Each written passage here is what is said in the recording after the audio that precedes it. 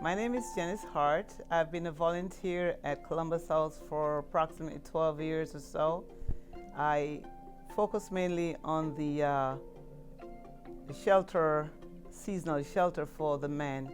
How I came in contact with this, sometime in November of 2008, around 5 in the afternoon, I was driving on Howard Avenue, and I noticed this long line of men outside, and it was very cold that November. So I passed by. But when I got to the light at Washington Avenue, something just kind of pricked me in my heart and said, you got to go find out what that's all about.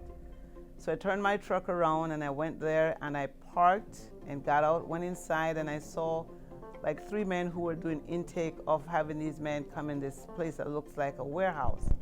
So I said to him, how do you feed these men? And one of the gentlemen responded to me and said, through volunteers. I said, well, how can I be a volunteer? And I gave him my telephone number, and I think it was a Thursday afternoon, and I went on my way. Friday afternoon at work, I got a telephone call from someone, I don't remember the person's name, from Columbus House, and she says, are you Janice Hart? I said, yes, speaking. She said, did you want to volunteer for us? I said, sure. She says, how about this Saturday? I said, okay. And she said, the person that the group should have fed them have reneged on it. Do you think you can cook for them? I said, why not? But what was funny, I didn't ask her how many people. I thought it was probably about 50 people. And she said, do you think you can prepare a meal for 100 people? I said, sure I can. I got into gear that I think I never got, and I think I got all the adrenaline from the heavens. I left work, I went to Sam's Club at the time, and I purchased all the things I thought I need. And I came home, and if you know that I live in a condo, my kitchen could be a little 4x4 spot. I don't know how I operated in there, but I was successful in making a meal. Brought it down there myself. I found one guy that I know from work, and he came to the house and he loaded it in the car for me. And when he came, he said, I'll help you to serve it. So he helped me and served it, and that evening was such heartfelt. It's a feeling that I cannot express, how I felt to see how satisfied these men were. And when I told you I brought enough meat to feed 200 people. And then after I did that, I called the number back and I asked the person, how can I be on a schedule to help with these men? And from that day on, I went on a schedule to do that. In the same time, I just recruited a lot of volunteers for me. So I had people that would come to the house after I'm finished cooking, because I like to cook by myself. Being Caribbean, those guys really got a gourmet food. So then I recruited people to come with me to be my servers, and I recruited people from different walks of life. And when they came, their life was changed. So I actually don't have an organization, but I have an organization that's imaginable. So I call myself the hands without walls and the heart of gold. And that's how I recruit people to feed them. And I noticed that they didn't have enough covers and stuff. So I actually did a blanket run at my job. I work at Yale Naval Hospital in the operating room for the last 30 years. So I got to work one day and I went to all the VPs and I said, I need to cover up some homeless men, and I need blankets from you, and you can order it on Amazon. I don't know why I said that, but they all did, and I had an overflow of blankets. And then every Christmas, I made bags for them, goodie bags with like 12 items, 2 pairs of socks, washcloth, toothbrush, toothpaste, razor, shaver, and all that nice stuff. And then I realized that Christmas time, other organizations came to give them gifts.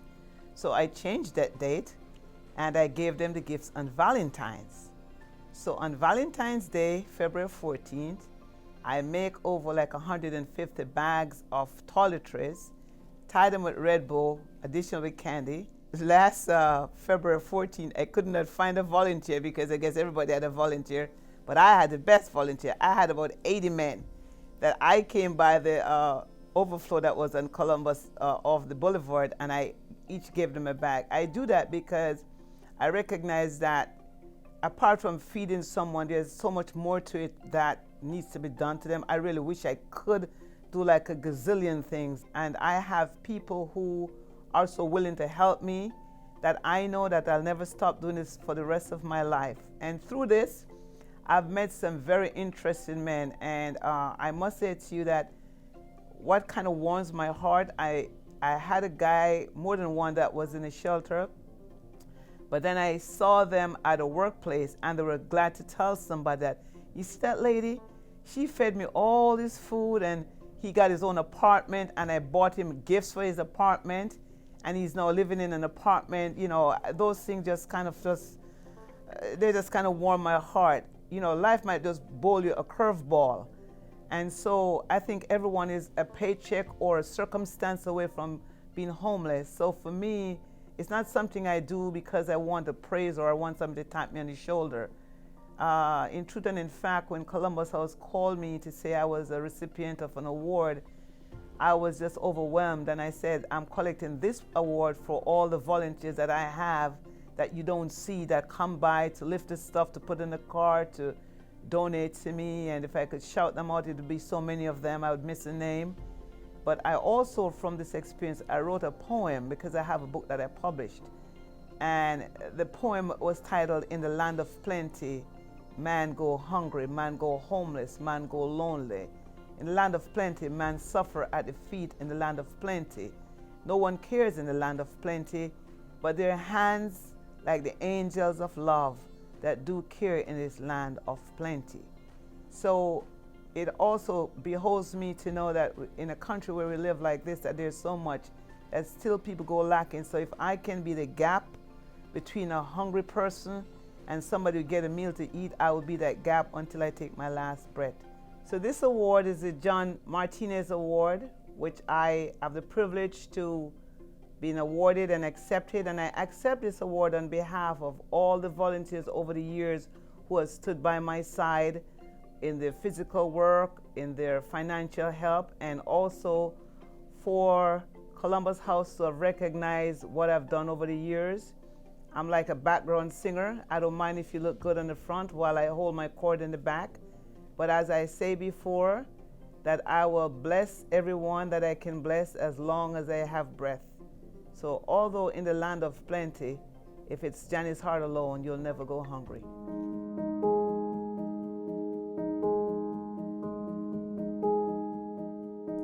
My name is Malynda Mallory, Director of Emergency Services for Columbus House. I've been with Columbus House for about 16 years, and this pandemic has shown me that I love being here and I love doing the work that we do. Working with emergency services requires me to oversee our day-to-day operations for all of our shelter operations and our outreach and engagement services.